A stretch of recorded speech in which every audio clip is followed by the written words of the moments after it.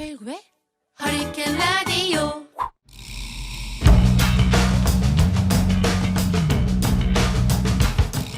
암행의사 출동이야.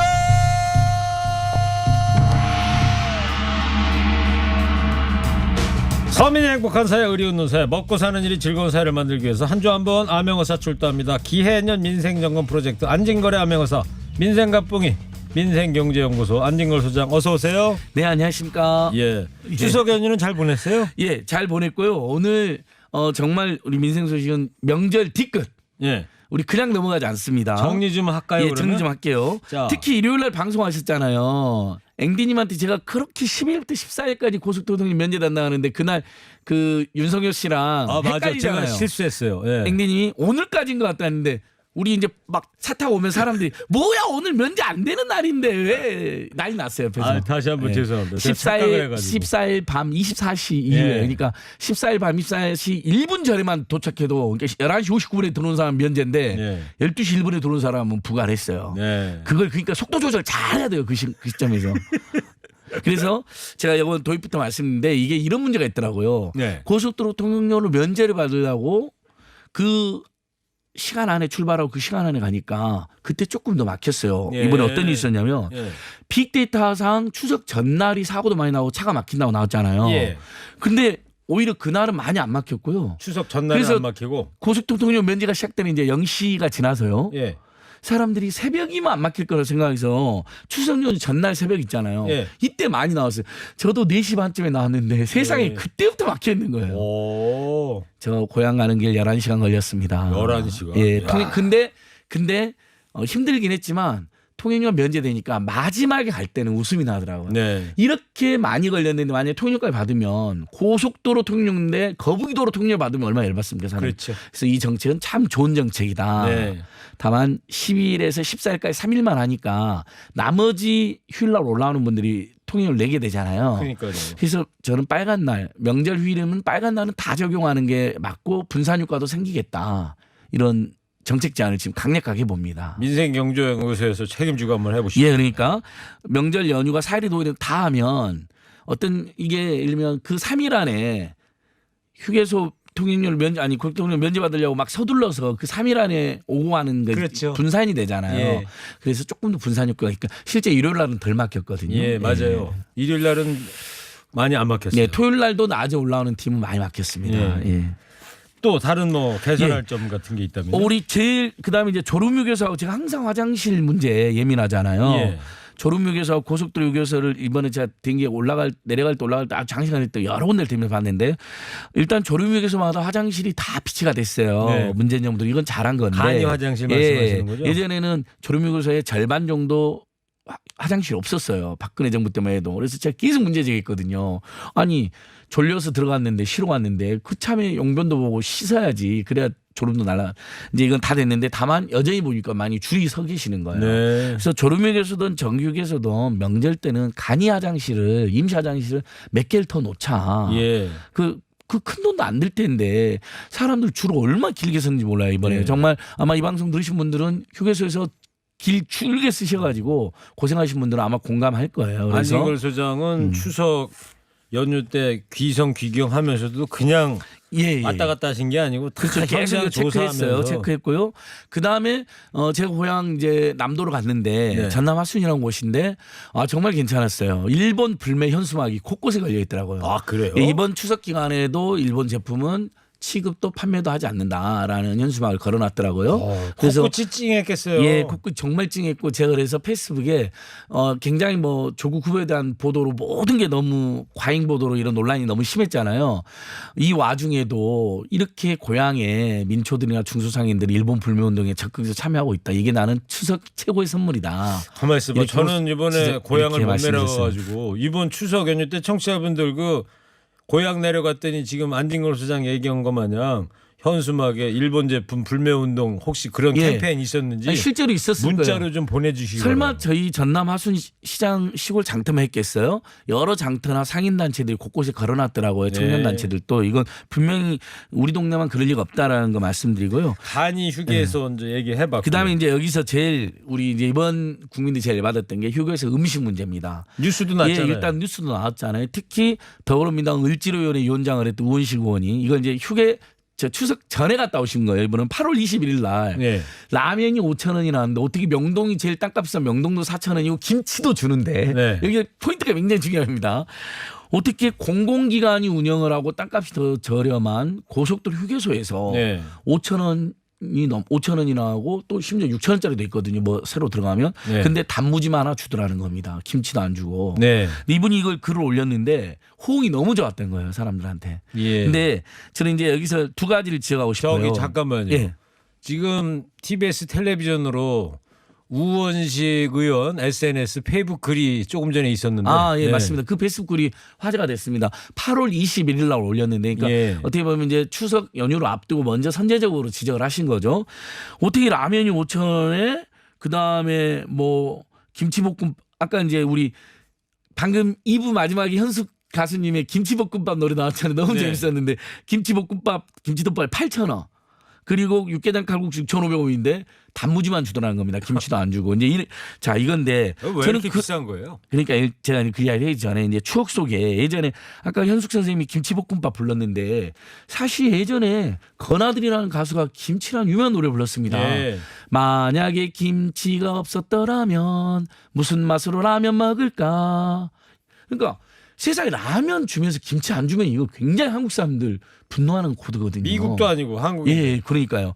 근데 거기다가 5,000원인 거예요. 저 유튜브에 나왔네. 우원식 의원 SNS 제가 좀 읽어드리고. 예.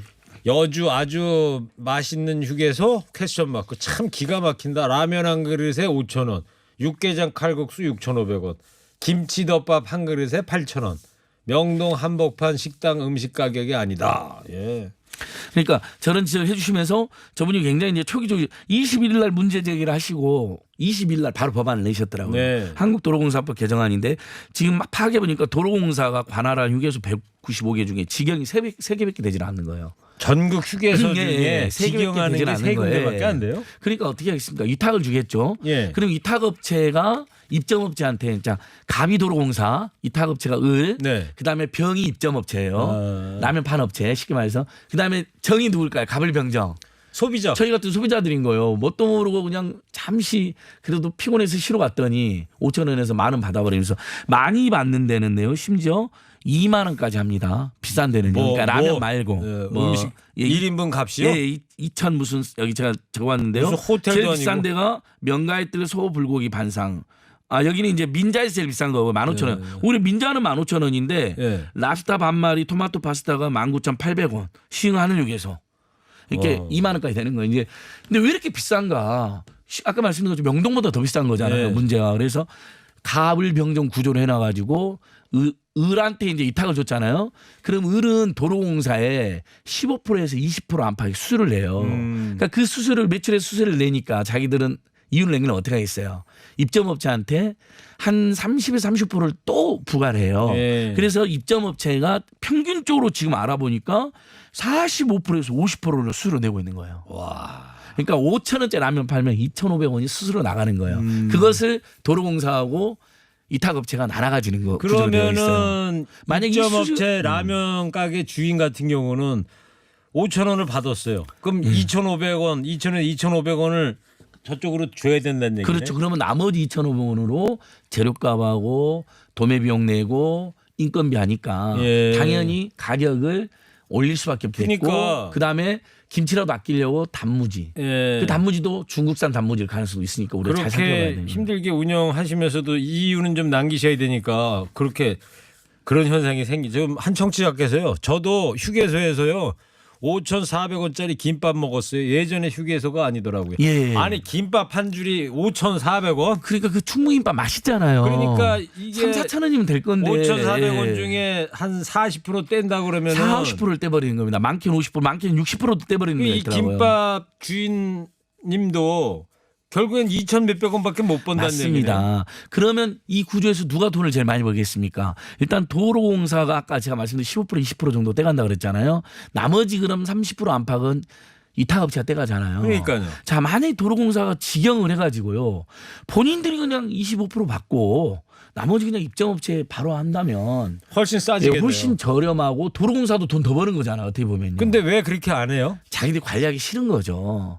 저번에 우리 톨게이트 노동자들 그것도 용역에 줘가지고 대법원에서 그거 불법이다 해가지고 문제가 됐잖아요. 예. 그래서 저는 이번 고속도로 휴게소 그다음에 톨게이트 농사하는 노동자 휴게소 음식값 위탁 줘가지고 이렇게 엉망으로 아주 비싸게 받게 하는 걸 결국은 국민들에게 직접 하는 서비스 예. 이건 공공부문이 직접 책임지고 하는 게 맞다. 네. 예전에 학교급식 할 때요. 위탁급식 하면 식중독 사고 그렇게 많이 났어요. 예. 왜? 음식값 맡기려고 유통기한 지난 것도 막 팔아버리고 너무 저질도 팔아버리고 그런 사태 한번 크게 일어나서 식중독 홍역을 사고의 치렀었죠. 대부분이 실제로 위탁급식이 생겼어요. 근데 예. 그때 그래서 많은 학부모들하고 교육심단 들고 일어나가지고요. 직영해라. 네. 아이들 밥 먹는 건 더 중요하거든요. 건강 안전하고 평등하게.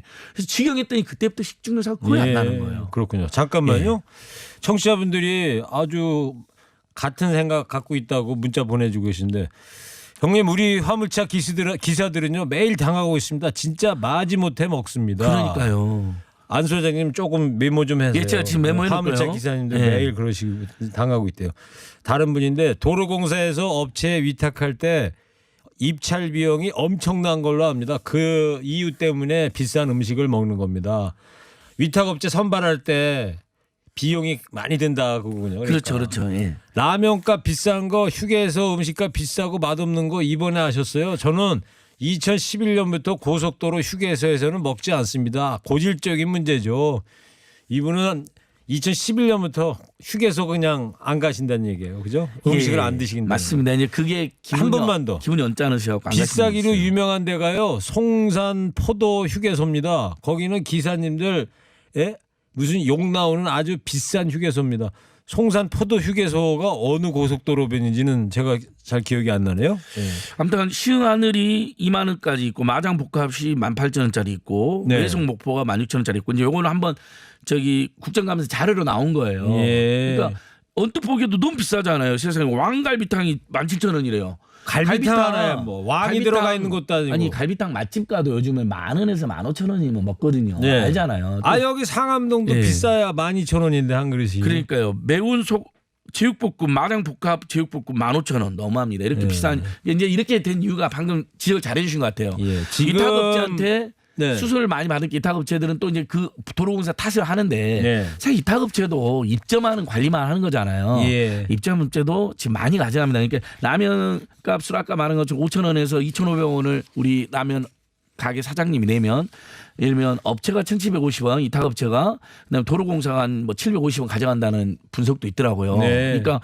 어쨌든 위탁업체가 더 많이 가져가고는 있는 겁니다. 잠깐만요. 예. 그러면 우원식 의원이 법을 입법한 게 뭐예요? 골자 짧게 이게 한국도로공사법, 마무리해야 돼요. 네. 한국도로에서 앞으로는 이게 이제 휴게소 감독법이라고 이제 이름 붙여서 도로공사 적정한 수수료를 책정 등 운영시설 점검하고 그 결과를 공개하고 규정하라는 겁니다. 아울러 위탁업체가 거짓 허위로 해당 정보를 할 때 과태료를 부과해서 운영의 투명성을 높인다는 건데요. 알겠어요. 그러니까. 거기까지 하고요. 근데 저는 이것도 약한 것 같아요. 아예 평균 음식값을 넘을 수 없다라는 규정을 하나 내야 될 것 같아요. 그렇잖아요. 알겠습니다. 여기서 비싸게 먹을 이유가 없잖아요. 이 우리가요. 문제는요. 계속해서 민생경제연구소에서 챙겨주시기 예, 바랍니다. 명절 아니고도 우리 시민들이 자주 이용하니까 이 한 문제 청취자께서 계속 하겠습니다. 이럴 예. 때는 도로공사 관계자하고 전화 연결 좀 해서 물어봐 주세요.